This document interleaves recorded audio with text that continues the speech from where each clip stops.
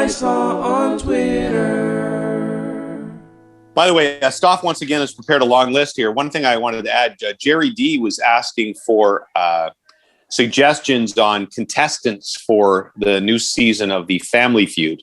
Oh, nice. And many people, Stoff, seem to be suggesting the Rubber Boots podcast team on the Family Feud. I don't know if that would be a celebrity edition or we would just qualify as an ordinary family. We'd have to forge the documents that were like legally related. or forge documents that were celebrities. I think the former would be a little easier to do. I would love that. I think this team would do very well in Family Feud. Yeah, I think our combined random knowledge and lack of real understanding of how anything works can really excel in a survey. Good answer. Yeah. Now remember, one of the 4 members of the cast was on a game show and had the first 3 letters of PAR under Central and guessed Central Parts. So you may want to rethink. Maybe it could be you 3 and Chewy Louie could be the Rubber Boots pod guys. Rod Smith would be a good team captain. Rod Smith would be great. I was thinking Rod Smith. I would love Roddy. I think Snack Bites Pete suggested that it be the Rubber Boots podcast versus the Trade Center team.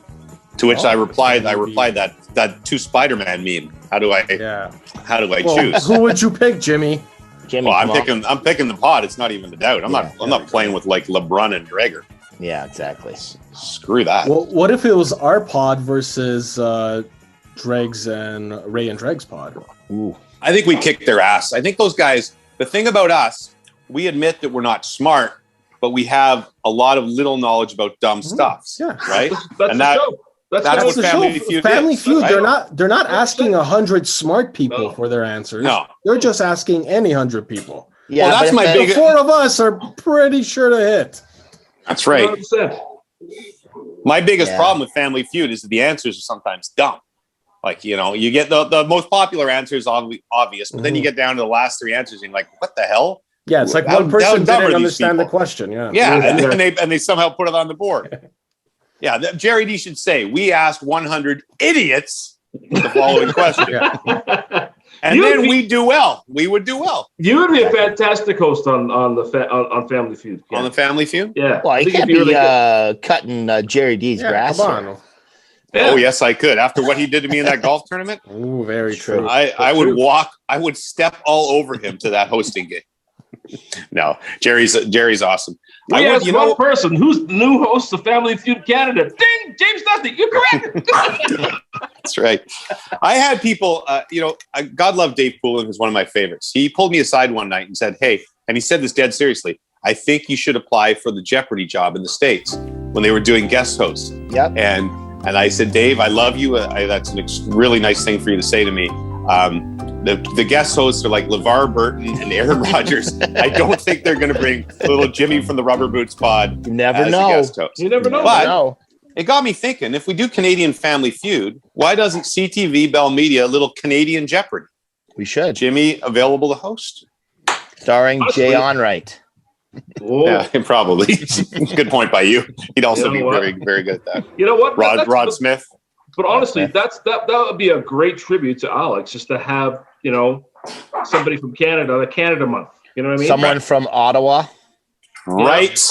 Now you're talking, Puffy. Mm-hmm. Rod Smith, again, from Ottawa. Anyway, sorry. The actual things that I saw on Twitter. So, Stoff, there's Japan's opening its first ever esports gym in Tokyo. Gamers will be able to book 3-hour slots to get lessons from professional coaches. So it's a gym where you don't get any exercise. It's a gym where you work out on games. Is that what you're telling me? Well, yeah, your mind and your thumbs, your fingers, I guess. Yeah.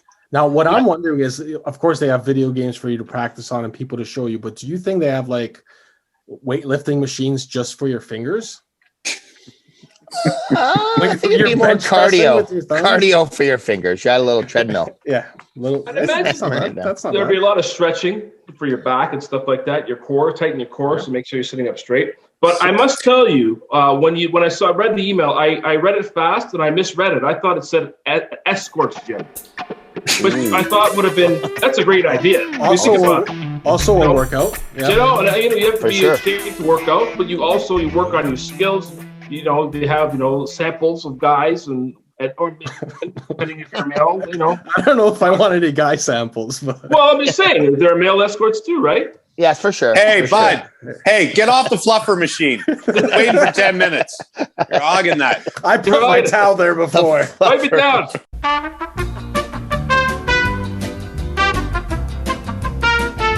So Japan's opening its first ever esports gym in Tokyo. You can't cut that out.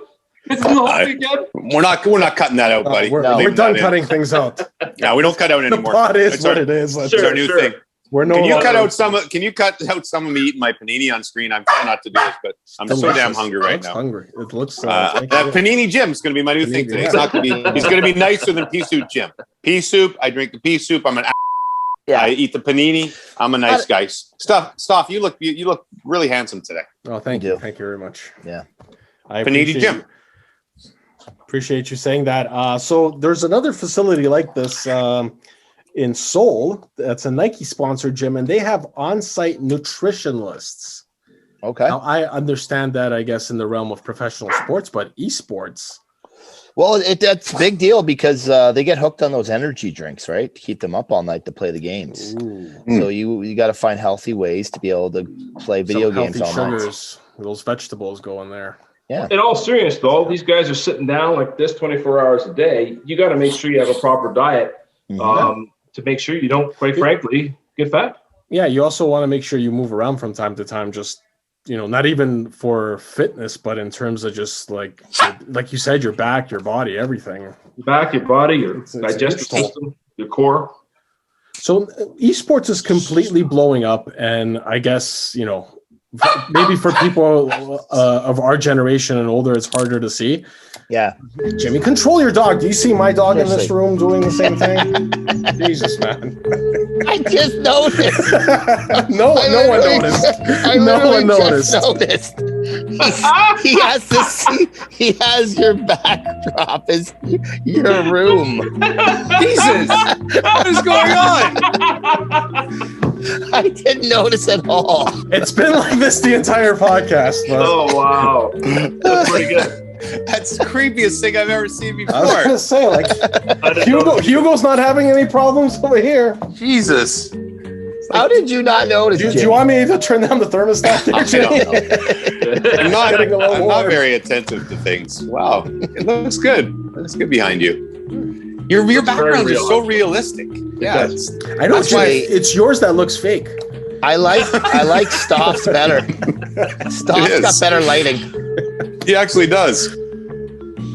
So I was having problems with you going. The best though if Brooksy walked by and stopped naked. It's like, hey, where's my panini? All right. So basically, esports blowing up. I guess people from our generations, we didn't really see this coming as being this big thing. It used to be that video games are just, it's something for fun. Your parents would literally tell you, you're wasting your time. Pick up a book, you're wasting your time. You're never going to be able to make a living doing this type of thing. Clearly that's different now. But a couple years ago, I noticed this. I was at a buddy's house and his nephews were watching someone else play video games on YouTube. The same game they had, but they'll sit there for hours and watch someone else play it. Which my guys do that. That's exactly what I was going to ask you. Like in lieu of playing themselves, they'll actually watch a pro or whatnot play the same game. Because that's crazy to me. Because growing up, I remember initially I never had a system, so I'd have to go to someone else's house, and the worst part would always be watching someone else play waiting for your turn.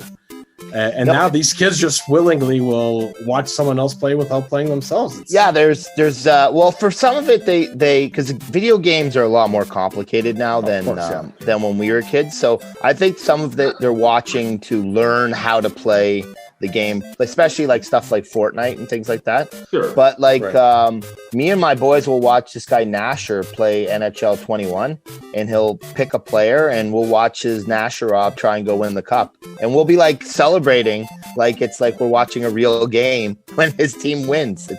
It's hilarious. Like you really get into it. But so is he playing other people online or just against? No, he's just playing. Like it's like you can play these games now where like you create your own player and you get drafted on a team, and then you'll be in the game. You get a line, you get your shift, you get subbed off, and you know, you sign contracts and stuff. So you follow this guy, and my guys love it. They'll watch it all the time. But why wouldn't your guys want to do that themselves though? Like create their own player? They do. They'll do it themselves, but they'll watch someone else do it. It's basically a free tutorial, right? If you're watching. Yeah. You learn moves and stuff like that. Yeah. Lester, you'd probably know this best. I know we've aired, like sometimes we've aired like the Madden tournaments or whatever. Yeah, they'll do like a half an hour show or whatever on it. But is there a place for this on television? Like in 20 years down the road, will 25% of TSN be video game tournaments, or is that a YouTube thing where kids aren't going to go on TV to watch? Well, it's not a YouTube thing. It's a Twitch thing. And it's huge on Twitch. Excuse me, whatever. Yeah, Twitch or whatever the app. So listen, let's put it this way. That's a great question you've asked. We've look. Be completely honest and full disclosure. We've tried to do things. We've tried Counter-Strike. We've tried Fortnite. We had EMLS Sports at one point. We had Formula E. Gaming E1 E1 doesn't work. We've tried it. It doesn't work. I think part of that is though the market for that it's already determined. It's just elsewhere. Like people do go to Twitch. Like the young generation is going to Twitch to watch it. They're not going to TV to watch. They're not going to TSN. They know exactly where it is. And I don't even know what, like for me, the games I've played and play now, it'd be sports games. Like I never really understood the shooting games. And I remember one of them, TSN was airing one day, and I couldn't even figure out what was happening on the screen. No, I didn't know. That's probably Counter-Strike or something. Yeah, probably something like that. And I guess to these kids' point, I should probably watch someone else play it for a while to understand what's going on. Yeah. But yeah, I'm going to film myself playing electronic quarterback, my favorite video game when I was a kid. Nice. And I'm going to put that on Twitch. Well, I just remembered actually in terms of people watching others play for their own entertainment, I think the first person to this party was actually Matthew Cause, because I remember Cause told me a story once that when he was in university, he would fire up a Sega Genesis, I guess, put in Madden and watch the computer play. Yeah. And whenever his Giants would be down, he'd pull the cord and restart it because it would make him so angry. That's something. I can see that. He was way ahead of his time. Matthew Cause is a radio broadcaster in Toronto for all of us outside of the GTA, the TSM. No one knows him. No one knows Matt Cause. In the wine community, he's unknown. Yes, he's a sommelier, isn't he? He's a sommelier. Yes. He has a wine podcast, doesn't he? Yes, Matt talks wine and stuff with things, I believe is the name. Nice. Right. Do you produce that podcast? No, that's why it's so inferior to this one. Exactly. Ooh, shots fired. Is it sponsored by betsafe.net? Betsafe.net. No. Yes. No, it's not. Nice shirt. Wish I had one. Yeah. Stop will be mailing them out. If he gets off his ass, starts mailing those things out. Make sure you get. Hey, listen, right now, Jimmy, if you take a look, me and you are the same distance from a post office. The box is right here. The box is not going to move. The box is not going to move itself to the house by itself. Don't see it. What's the 7-Eleven thing? Mitoshi Matsumoto has a 7-Eleven franchise, shortened his store hours because 7-Eleven open 24/7. 24/7. He decided not to be. So they got mad at him. Yes. This is happening in Japan, basically. So 7-Eleven got into a dispute with him because he shortened his store hours. They were in the middle of a legal dispute and built a second 7-Eleven in the parking lot of this guy's store. So now there are literally two 7-Elevens side by side, and they're still in a dispute. They haven't fixed anything. Now, this is where it gets a little interesting. They started investigating Mr. Matsumoto, and they have a video that shows him headbutting a customer and then attacking the customer's car with a flying kick. I like it. Also, that sounds like dirty pool, though. So the big corporation got dirty, and they hired investigators to get dirt on Matsumoto. That's never mind. Never mind the violence towards the customers. The other complaint that they have against them is including one for a failed gift of commemorative mayonnaise. Ooh. Which I don't know what a failed gift is, how you fail in giving something, but I guess it's just is commemorative mayonnaise mean? This is the first jar of mayonnaise we made in 1957. Yeah, 50th anniversary of the Japanese mayo co. So sure, maybe for season 7, should we get rubber boots? Commemorative mayo. You ever in the green room by Studio 6? In the fridge, there's some commemorative mayonnaise that have been there for about 37 years. The original Trade Center.